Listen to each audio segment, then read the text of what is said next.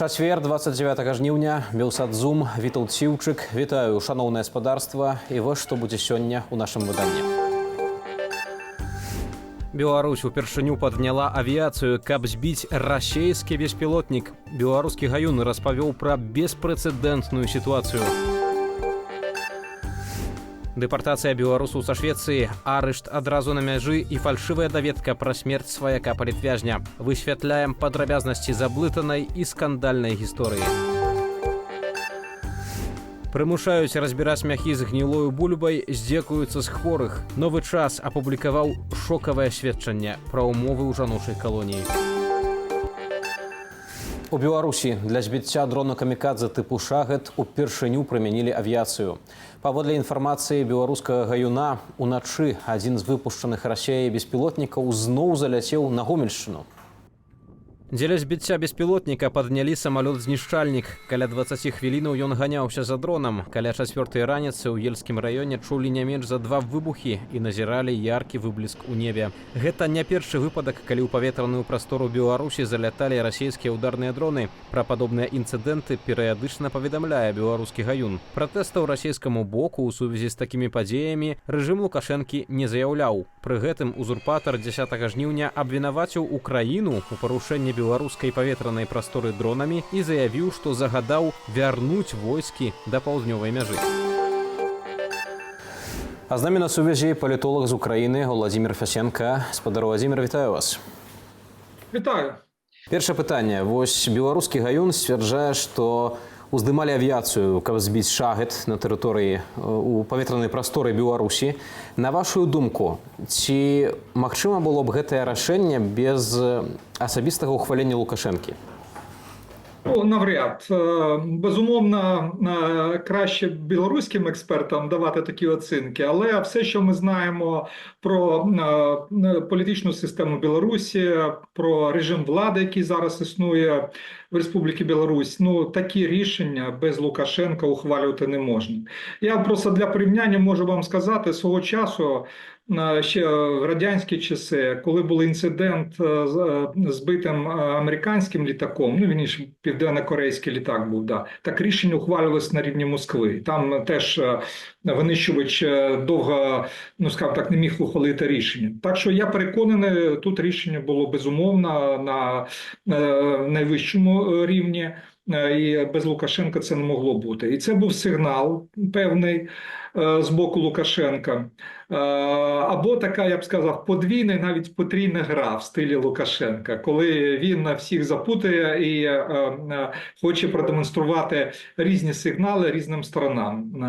Але які, власне, мотиви були у такого рішення, знає сам Лукашенко. Ми можемо лише робити припущення. Разом з тим, калі мы кажам пра нейкія дапушчэнні, вось як увогуле рацыянальна можна гэта ацаніць, калі мы ведаем, што Лукашенка з'яўляецца, ну просто, можна сказаць, у васальным стане знаходзіцца да Расеі. Вось, а тут расейскі беспілотнік залятае на тэрыторыю Беларусі, уже, дарэчы, не ўпершыню, і вось беларуская авіяцыя ўздымаецца для того, каб яго збіць. Да, от саме це виглядає таким найбільшим парадоксом. Якщо б був збитий український безпілотник, ну, це б зрозуміло. Хоча це теж було б інцидентом достатньо серйозним. Але на території Білорусі, ну, ППО Республіки Білорусь може робити такі дії. Але щоб зробило по відношенню до російського безпілотника, да, це певна сенсація. Але я думаю, що це такий своєрідний сигнал з боку Лукашенка, сигнал Україні, оскільки було ще раніше звинувачення на адресу України, що, мовляв, да, от українські безпілотники залітають на територію Республіки Білорусь. І він таким чином демонструє, що він може збивати і українські безпілотники також. Це сигнал Заходу про те, що Білорусь нібито нейтральна. Вона, ну, скажімо так, не є стороною війни проти України і навіть демонструє, що їй не подобається, коли російські безпілотники залітають на її територію. І, можливо, це сигнали росіянам. Тому що періодичні зальоти в прямому і переносному сенсі російських безпілотників на території Республіки Білорусь є потенційною небезпекою. А не дай Бог, якщо вони можуть впасти в населеному пункті, будуть жертви, руйнування. І тому от таким чином Лукашенко демонструє формальну суверенність, формальну нейтральність. І це таке попередження росіянам: давайте не шаліть, давайте так, щоб ваші безпілотники не залітали на нашу територію, інакше можуть бути проблеми. Тому це такий символічний жест, скоріше за все. Подивимось, як відреагує Росія, якщо ця інформація підтвердиться. Лукашенко, безумовно, може відморозитись і сказати, що там ми думали, що це український безпілотник, хоча, я думаю, військові чітко розрізняють, де український, де російський. Але, тим не менш, я думаю, що таким чином Лукашенко розіслав сигнали в різні сторони і зайвий раз підтвердив, що він хоче дистанціюватися від цієї війни, і він всім посилає сигнали: давайте, щоб ваші безпілотники не залітали на територію Білорусі. Сапраўды, ніякой афіцыйнай рэакцыі ад рэжыму няма ніякіх каментароў на гэтую тэму. Гэта вось паведамленне ад беларускага гаюна. Разам з тым, у апошні час расійскія беспілотнікі тыпу «Шахед» ўсё часцей залятаюць на тэрыторыю Беларусі. У адзін з дзён гэта было нават адразу 6 беспілотнікаў на тэрыторыі Беларусі. Вось у мяне да вас такое пытанне. Гэта хутчэй пытанне, можа, яно гучыць тэхнічна, але я думаю, што яно мае нейкі паліталагічны сэнс. На вашу думку, ці гэтая траекторыя, яна выпадковая, ці гэта проста побочны эфект ад атакаў на Украіну, ці ўсё ж такі гэта расейцы спецыяльна робяць так, каб шахеды заляталі на тэрыторыю Беларусі? Я думаю, що це абсолютно не випадково. Я наведу інший приклад. На мій погляд, абсолютно не випадково, коли російські безпілотники залітають, наприклад, на територію Польщі. Вони маневр роблять. Вони таким чином заходять для атаки на Львів або там на інші об'єкти в Західній Україні через територію Польщі. Це маневр для того, щоб заплутати, зокрема, і українську систему ППО. Думаю, що з території Білорусі це схожий маневр, тільки з інакшою метою. Вони таким чином уходять від українських ППО, нібито на дружню територію, а потім можуть повернутися або зайти знов на атаку. І от тут ризик для Лукашенка. Ризик не тільки, що цей безпілотник може бути збитий або впасти на території Білорусі, будуть якісь негативні наслідки, але тут ще ризик втягування в війну. Якщо українська сторона буде дивитися, що так, знаєте, зайшли на територію Білорусі, а потім пішли назад і атакували українські об'єкти, атака з території Білорусі. І для Лукашенка це ризик, тому що це може бути, хай не прямим, але таким провокаційним імпульсом втягування Білорусі в війну проти України. Тому я думаю, що він хоче дистанціюватися від цієї війни. І офіційної реакції навряд буде. Не треба ж демонструвати, що там недружній крок по відношенню до Росії. Можуть випадковістю пояснити росіянам це. Але насправді це сигнал, що давайте уникати от таких зальотів, прильотів на території Республіки Білорусь, навіть безпілотників дружної союзної держави. Тому для Лукашенка це проблема, і я переконаний, що як не випадково і російські безпілотники залітають на територію Республіки Білорусь, так і Лукашенко, скоріше за все, не випадково це зробив, щоб все ж таки уникнути таких інцидентів в майбутньому. А от вийде це чи ні, подивимось. Дзякуй вялікі за гэты каментар. Спадарства, з намі на сувязі быў палітолог з Украіны Уладзімір Фясенко.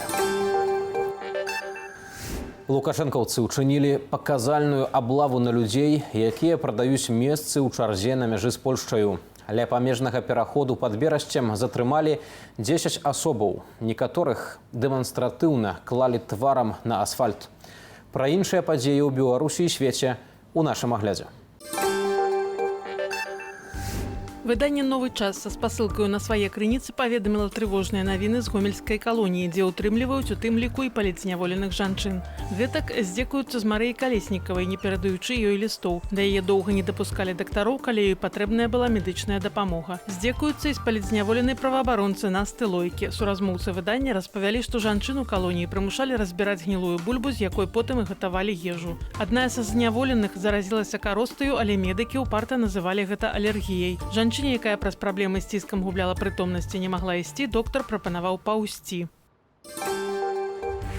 Беларускі вытворца абутку «Марка» адновіць працу з італьянскім брэндам «Бальдыніні». Паводле ўладальніка кампаніі «Марка» Мікалая Мартынова, гэта ініцыятыва італьянскага боку. Вядзецца пра супольны дызайн. Магчыма, «Бальдыніні» дазволіць прадаваць тавар пад сваім брэндам. Раней кампаніі ўжо супрацоўнічалі. Выйшла калекцыя супольнай маркі «Брава», але італьянскі бок адмовіўся ад праекту. Папера і поліэтылен, фанера і апоны, валізкі, падгузнікі ды шэраг іншых тавараў. Пашыраецца пералік забароненага для завозу ў Беларусь з так званых недружалюбных краінаў. Пастанова набудзе моц з 15 кастрычніка. Паводле прэс-службы лукашэнкаўскага ўраду, гэта захада ў адказ на прынятыя еўрапейскім звязам пастановы пра пашырэнне з 1 ліпеня санкцыяў у дачыненні Беларусі. Заснавальніка тэлеграму Паўла Дурава вызвалілі з-пад варты пад заклад 5 мільёнаў еўраў. Ён не можа пакідаць тэрыторыі Францыі і двойчы на тыдзень мусіць з'яўляцца ў паліцыі. Паводле пракуратуры Парыжу Дурава падазраюць у некалькіх злачынствах. Сярод іх кіраванне платформаю, на якой вядзецца супрацьпраўная дзейнасць, адмова даваць інфармацыю на запыт уладаў, адмыванне грошай ды іншыя. Бізнэсоўцу можа пагражаць да 10 гадоў зняволення. 1 верасня вяртаецца бясплатны праезд на гарадскім транспарце для школьнікаў. Пры сабе неабходна мець білет навучэнца. Пры гэтым, калі раней вучань мог бясплатна праехаць толькі ад дому да школы і назад, то цяпер праезд будзе бясплатны ў межах усяго населенага пункту. Ільгота будзе дзеяць да 30 чэрвеня. Не сціхае справа пра дэпартацыю дваіх беларусаў са Швецыі. Напярэдадні шведскае радыё паведамляла, што маці і сына, якім адмовілі ў палітычным прытулку, адправілі на радзіму. Пасля пераходу мяжы лукашэнкаўцы адразу арыштавалі мужчыну. Лёс жанчыны невядомы. Больш за тое, у беларускіх медыях з'явілася інфармацыя, што іхны бацька і муж – палітвязень, які памёр летась у турме ў Жодзіне. Аднак наша Ніва, спасылаючыся на праваабаронцаў дысідэнт Бай, сцвярджае, што людзі, якія прадстаўляюцца сваякамі дэпартаваных, выслалі ў медыі фальшывую даведку аб смерці свайго сваяка-палітвязня ў жодзінскай турме. Выданне зрабіла выснову, што мужчына сапраўды памёр, але не быў асуджаны з палітычных прычынаў. Беларусы, якіх дэпартавалі са Швецыі, прасілі палітычнага прытулку праз удзел у паслявыбарчых пратэстах у 2020 годзе. У адпаведнай заяве пазначылі, што на радзіме на іх завялі крымінальную справу, і яны баяцца быць пасаджанымі ў турму. Швецыя адхіліла іхную заяву яшчэ летась, а на мінулым тыдні беларусаў дэпартавалі, даставіўшы самалётам у Вільню, а пазней пад канвоем суправадзілі да мяжы з Беларусю. Пры гэтым дэпартацыя была гвалтоўнай, а жанчыне нават адзелі кайданкі. Шведскае радыё апублікавала інфармацыю, што гэтай восенню міграцыйнае агенцтва Швецыі правядзе перагляд справаў аб прытулку для людзей з Беларусі. Спадарства, а з намі на сувязі Змісер Васерман, кіраўнік народнай амбасады Беларусі ў Швецыі. Спадар Змісер, вітаю вас. Вітаю. Усё ж такі, хто гэтыя беларусы, якіх дэпартавалі са Швецыі ў Беларусь? Ці сапраўды гэта людзі, якія пацярпелі ад палітычнага пераследу альбо якім пагражаў палітычны пераслед? Наколькі нам вядома, гэта беларусы, якім пагражаў палітычны пераслед, гэта не выбітныя дзеячы. То есть у іх справе ёсць паперы, якія паказваюць, што яны прымалі ўдзел у пратэстах. І мы ведаем, што на сённяшні дзень не трэба быць выбітным дзеячом апазіцыі, каб падвергнуцца рэпрэсіям. То есть гэта самыя звычайныя беларусы, якія хутчэй за ўсё прымалі ўдзел у пратэстах. Ці сапраўды ім не пакінулі выбару і іх проста дэпартавалі ў Беларусь, ці ўсё ж такі у іх быў выбар з'ехаць са Швецыі ў нейкую іншую краіну? Мне складана адказаць на гэтае пытанне, таму што я пры гэтым не прысутнічаў. Наколькі мне вядома, што калі прыняцца рашэнне аб дэпартацыі чалавека, ён абавязаны пакінуць еўразвяз. Калі ён гэтага не робіць, то яго дэпартуюць. Хутчэй за ўсё, гэтая сям'я адмовілася пакідаць Швецыю, і таму іх дэпартавалі. То есть, у прынцыпе, была тэарэтычная магчымасць з'ехаць у іншую краіну па-за еўразвязам. Пасля таго, як яны прайшлі нейтральную паласу і пайшлі на беларускі пункт пропуску, з'явілася інфармацыя ў прыватнасці ў шведскім радыё, што мужчыну затрымалі адразу ж на мяжы і затрымалі паводле палітычнага артыкулу праз палітычны пераслед. Ці вы таксама можаце гэта пацвердзіць, ці вам штось яшчэ вядома тут? Усё, што мне вядома са словаў беларусаў. То есть у меня нема ніякай асабістай інфармацыі, на жаль. Я не думаю, што мы можам гэтую інфармацыю атрымаць. У меня ёсць непрамыя доказы, што мужчына зараз арыштаваны. На жаль, я не магу назваць крыніцы гэтай інфармацыі, але непрамыя доказы гэтага у мяне ёсць. Яны, магчыма, не 100%, але гэта тое, што я ведаю. Гэтая гісторыя ўскалыхнула беларускае грамадства. Мы бачылі многія артыкулы ў беларускіх медыях і гнеўныя, проста гнеўныя рэакцыі беларусаў, што як увогуле такое магчыма, каб з заходняй краіны беларусаў, якія падаюцца на палітычны прытулак, дэпартавалі ў Беларусь. Разам з тым пазней з'явілася інфармацыя, што нібыта іхны родзіч гэта палітвязень, які памёр за кратамі ў Жодзіна. Потым, што, праўда, пачаліся сумневы, маўляў, што гэтая даведка аб смерці чалавека несапраўдная, так вось сцвярджала выданне «Наша Ніва», у тым ліку са спасылкай, напрыклад, на «Дысідэнт Бай» супольнасць. І ўвогуле з'явілася вельмі шмат незразумелай інфармацыі. Усё ж такі, ці вам вядома, ці сапраўды родзіч дэпартаваных беларусаў памёр у турме, ці гэта праўда? І ці сапраўды ён быў асуджаны паводле палітычнага артыкулу?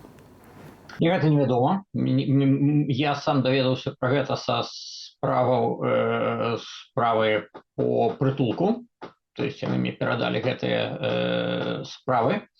І там была вось гэтая даведка, якая, судзячы по даследаванню нашай Нівы і «Дысідэнт Бай» з'яўляюцца несапраўднай, і я не магу гэта абспрэчваць. То есть выглядае, што яны зрабілі дастаткова добрую працу з гэтым. Я сам, можа, мне трэба было зрабіць больш грунтоўнае даследаванне наконт гэтага. Але то, што я хачу падкрэсліць, што гэта не адмяняе ўсё астатняе ў гэтай гісторыі, таму што сапраўды нам вядома, што яны былі высланы. Ось, але, на жаль, бываюць і такія выпадкі, і на жаль, нам трэба рабіць лепшы бэкграунд-чек. Увогуле, калі кажам вось пра смерць гэтага чалавека ў турме, то мне асабіста падаецца, што як бы там ні было, паводле якіх артыкулаў ён не быў асуджаны, ўсё роўна людзі не павінны паміраць у турмах. Толькі калі гэта нейкае пажыццёвае зняволенне паводле справядлівага суда, тады зразумела з натуральных прычынаў. Але разам з тым вось хацеў яшчэ вас дапытаць, усё ж такі вам вядома, ці гэта сапраўды іхны сваяк, ці сапраўды гэта іхны родзіч? Гэта сапраўды іхні родзіч. Гэта сапраўды чалавек, які памёр. Зараз я не магу быць на 100% упэўнены, што ён сапраўды памёр у тюрме, ці не. Таму што у праваабаронцаў няма дадзеных, што гэты чалавек навогул был у турме. Вось, але ёсць сведчанні, што ён памёр. Таму наконт гэтага чалавека я нічога не магу казаць, але яшчэ раз хочу падкрэсліць, што гэта не памяншае таго факта, што сям'я была дэпартавана са Швецыі, і гэта не памяншае таго факта, што зараз у Швецыі таксама ёсць вельмі шмат беларусаў, якім пагражае дэпартацыя, якім адмовілі ў прытулку. І гэта выпадкі, якія добра известны. У прыватнасці гэта аператар Сергея Тихановскага, Константин Серогин. Мы ведаем, што іншы аператар зараз асуджаны да 16 гадоў у турме. То есть гэта сапраўдныя выпадкі, пра якія вядома вельмі шмат. То есть гэта сур'ёзная праблема. Гэта вельмі сур'ёзная праблема ў Швецыі. Раней вы казалі, што ажно 98% заявак ад беларусаў на палітычны прытулак адкідаецца міграцыйным агенцтвам Швецыі. У чым прычына, чаму вось беларусам не даюць абарону ў заходняй краіне, для якой, падаецца, вось прынамсі на словах ёсць такі моцны прыярытэт для правоў чалавека ўвогуле?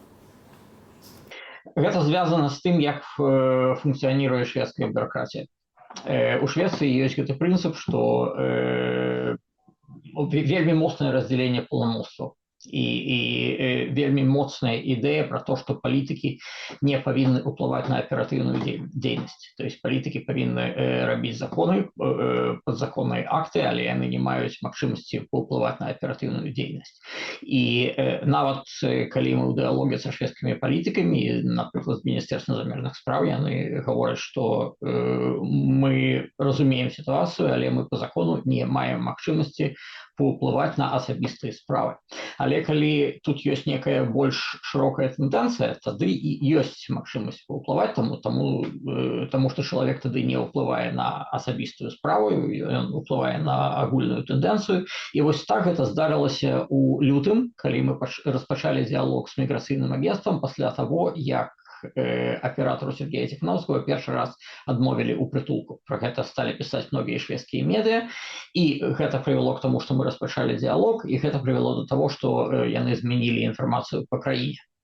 То есть зараз у нас значна лепшая інфармацыя па краіне, якая значна лепш апісвае сітуацыю ў Беларусі. Але адна справа гэта інфармацыя, іншая справа гэта аперацыяналізацыя гэтай інфармацыі. То есть як эта інфармацыя выкарыстоўваецца. І зноў мы маем справу з раздзяленнем паўнамоцтваў, таму што ёсць юрыдычны аддзел, які робіць вось гэтыя даведкі па краінам, а ёсць іншы аддзел, там дзе сядзяць агенты, якія разглядаюць справы, і яны не заўсёды правільна карыстаюцца гэтай інфармацыяй.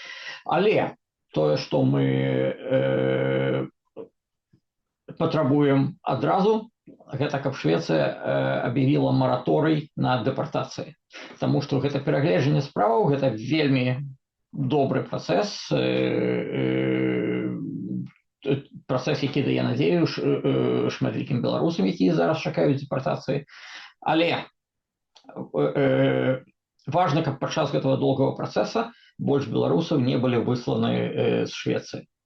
Таму мы зараз у дыялоге і з міграцыйным агенцтвам, і з палітыкамі. Пакуль нам не до конца зразумела, хто можа прыняць такое рашэнне, міграцыйнае агенцтва ці палітыкі. Але мы будзем працаваць над тым, каб гэтае рашэнне было прынята.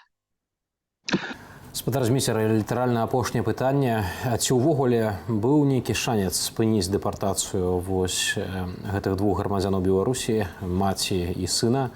Як так сталася, што ўвогуле іх узялі і гвалтоўна дэпартавалі? Ці былі нейкія перад гэтым зробленыя інтэрвенцыі? Былі зроблены ўсе магчымыя інтэрвенцыі. Яны былі на кантакце з адвакатам, я быў на кантакце з адвакатам. Яны ўсе зрабілі ўсе магчымыя абскарджанні. Яны паспрабавалі падаць заяву на спыненне дэпартацыі, але ўсё гэта не спрацавала.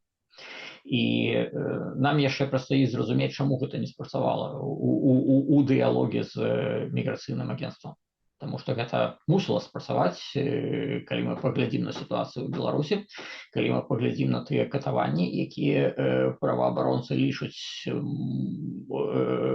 могуць быць настолькі масавымі, што з'яўляюцца злачынствам супраць чалавечнасці, то, гледзячы на гэта, у Беларусь нельга высылаць нікога, нават сапраўдных злачынстваў, не гаворачы пра палітычных. Як здарылася, Швецыя гвалтоўна выслала гэтых людзей, гэта мне не зразумела, і гэта будзе падставай для нашай дальнейшай працы са шведскімі ўладамі. Спадар зміцер, вялікі вам дзякую за гэтую размову. А з намі на сувязі быў Зміцер Вассерман, кіраўнік Народнай амбасады Беларусі ў Швецыі. А цяпер культурніцкая тэма. На італьянскай выспе Лідо стартаваў 81-й венецыянскі фестываль. Найстарэйшы міжнародны кінапрагляд працягнецца да 7 верасня. У межах асноўнага конкурсу журы і госці фестывалю ўбачаць 21 стужку. Прысудзілі ўжо і першыя прызы. Статуэткі за ўнёсак у кінематограф атрымалі рэжысёр Пітер Уір і актрыса Сігурні Уівер, вядомая ролямі ў фільмах «Чужы» і «Аватар». Адкрыццё фестывалю без каментара.